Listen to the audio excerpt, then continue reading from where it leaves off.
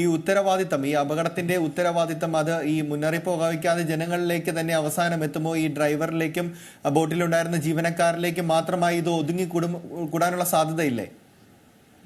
ഇല്ല, അത് തന്നെയാണ് ഞാൻ ഇത്രയും നേരം പറഞ്ഞത്. ശ്രീ ജയചന്ദ്രന് മാത്രം അത് മനസ്സിലാകുന്നില്ല. അദ്ദേഹം പറയുന്നത് ഇതിന് ധാർമ്മിക ഉത്തരവാദിത്വം ആർക്കും ഇല്ലെന്നാണല്ലോ. ടൂറിസം വകുപ്പ് മന്ത്രിക്ക് ടൂറിസത്തിന്റെ രജിസ്ട്രേഷൻ വിനോദയാത്രാ ബോട്ടുകൾക്ക് വേണ്ടേ? ആ രജിസ്ട്രേഷൻ ഉള്ളപ്പോൾ തന്നെ ഗൈഡുകളുടെ സേവനം മാത്രമാണ് ടൂറിസം വകുപ്പിന്റെ ഉത്തരവാദിത്വം എന്ന് പറയുന്നത്.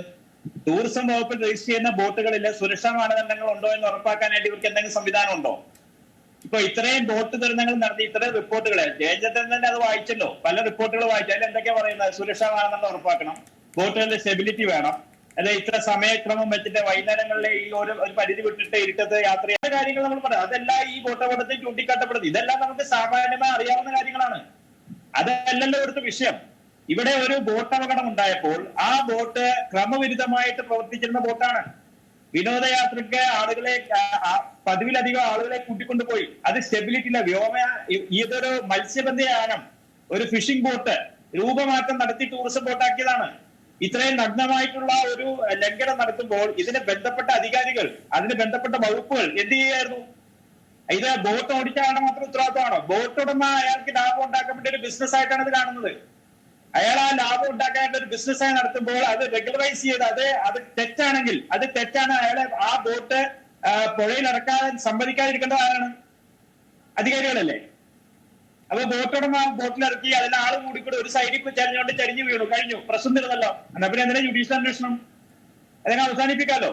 ജയചന്ദ്രൻ പറയുന്ന പോലെ അത്ര ലളിതമല്ല കാര്യങ്ങൾ. ഈ നാട്ടില് ഒരു ട്രെയിൻ അപകടം ഉണ്ടായപ്പോഴത്തേക്കും റെയിൽവേ മന്ത്രി രാജിവെച്ച നാടാണത്. പ്ലെയിൻ അപകടം, പ്ലെയിൻ ക്രാഷ് ചെയ്തപ്പോഴത്തേക്കും വ്യോമയാന മന്ത്രി രാജിവെച്ച നാടാണ് ഇന്ത്യ. അപ്പൊ ഈ തുറമുഖങ്ങളുടെ ഇൻലൻഡ് നാവിഗേഷന്റെ വകുപ്പിന്റെ ഉത്തരവാദിത്തമുള്ള ആരാണ്? മുഖ്യമന്ത്രിയാണ്. മുഖ്യമന്ത്രിക്ക് ധാർമ്മിക ഉത്തരവാദിത്വം ഒന്നും ഇല്ലേ? ബോട്ട് പറഞ്ഞാൽ മുഖ്യമന്ത്രിക്ക് എന്താ ഉത്തരവാദിത്വം എന്നാണ് ജയചന്ദ്രൻ ചോദിക്കുന്നത്. വളരെ വിചിത്രമായ വാദമാണ്. രാഷ്ട്രീയത്തിൽ ധാർമ്മിക ഉത്തരവാദിത്വം ഉണ്ട് സർ, അതിനൊന്നും ഒഴിഞ്ഞു മാറാൻ പറ്റില്ല. അത് മുഖ്യമന്ത്രി ആണെങ്കിലും ശരി, അതുപോലെ ടൂറിസം മന്ത്രി ആണെങ്കിലും ശരി, ഇവര് രണ്ടുപേരും ഈ വകുപ്പുകളായിട്ട് ബന്ധപ്പെട്ട് പ്രവർത്തിക്കുന്നവരാണ്. തന്റെ കീഴിലുള്ള ബോർഡ്, മാരിടൈം ബോർഡിന്റെ മീറ്റിംഗ് പോലും കൃത്യമായി കൂടാനായിട്ട് മുഖ്യമന്ത്രിക്ക് സാധിക്കുന്നില്ല. കേന്ദ്ര സർക്കാർ നടപ്പിലാക്കിയിട്ടുള്ള 2022 പരിഷ്കരിച്ചിട്ടുള്ള കേരള ഇൻലൻഡ് വെഹിക്കിൾസിന്റെ പരിഷ്കൃതമായിട്ടുള്ള നിയമം അത് കാലോചിതമായിട്ട് അപ്ഡേറ്റ് ചെയ്യാനായിട്ടും കേരളത്തിൽ നടപ്പിലാക്കാനായിട്ട് ഇതേവരെ മുഖ്യമന്ത്രി 1 വർഷമായി 2022 പാസ്സാക്കി ഇതേവരെ ഒരു മീറ്റിംഗ് വിളിച്ചുകൂട്ടാൻ അദ്ദേഹം സാധിച്ചിട്ടില്ല. കേരള മാരിടൈം ബോർഡിലെ തലപ്പത്ത് കൊണ്ട് ഇരുത്തിയിരിക്കുന്നത് ചീഫ് എഞ്ചിനീയർ. 2018 ഡാം തുറന്നുവിട്ട് കേരളത്തിലെ മുഖ്യ ചീഫ് എഞ്ചിനീയർ ആയിട്ടുള്ള വ്യക്തിയാണ് മാരിടൈം ബോർഡിന്റെ തലപ്പത്ത് കൊണ്ടുവന്ന് വെച്ചിരിക്കുന്നത്. ആരാ ചെയ്തിരിക്കുന്നത്? മുഖ്യമന്ത്രി തന്നെയല്ലേ? അപ്പൊ അതിൽ നിന്നൊക്കെ വളരെ രസകരമായിട്ട് ജയചന്ദ്രൻ പറയുമ്പോൾ വളരെ ലളിതമാണ്. അദ്ദേഹം രാഷ്ട്രീയക്കാരനല്ലെന്ന് പറയുമ്പോൾ രാഷ്ട്രീയക്കാരനൊക്കെ വലിയ കൗശലത്തിലാണ് അദ്ദേഹം സംസാരിക്കുന്നത്. അദ്ദേഹത്തിന് ഇതിലൊന്നും ഉത്തരവാദിത്തമില്ല. അത് ശരിയാണല്ലോ, അദ്ദേഹത്തിന് ഡയറക്റ്റായിട്ട് ഉത്തരവാദിത്തം പറയണ്ട. പക്ഷെ അദ്ദേഹം പറഞ്ഞു വെക്കുന്ന കാര്യങ്ങൾ എന്താണ്? അങ്ങനെയാണെങ്കിൽ ഈ നാട്ടില് വഴിയെ പോകുന്ന വാഹനങ്ങൾ ഇടിച്ചു ആദ്യം മരിക്കുകയാണെങ്കിൽ ആ ഇരിക്കുന്ന വണ്ടി ഇത് മാത്രമേ ഉത്തരവാദിത്തപ്പെടുള്ളൂ. ഗതാഗത നിയമങ്ങൾ ആവശ്യമുണ്ട് നമുക്ക്.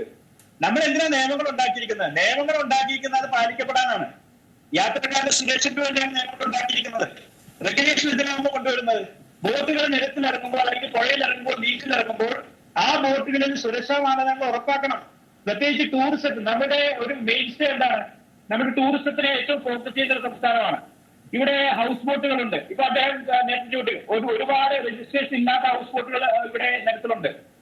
ഏറ്റവും പുതിയ വാർത്തകളും വിശേഷങ്ങളും വിരൽത്തുമ്പിലറിയാൻ സീ മലയാളം ന്യൂസ് എല്ലാ ഡിജിറ്റൽ പ്ലാറ്റ്ഫോമുകളിലും.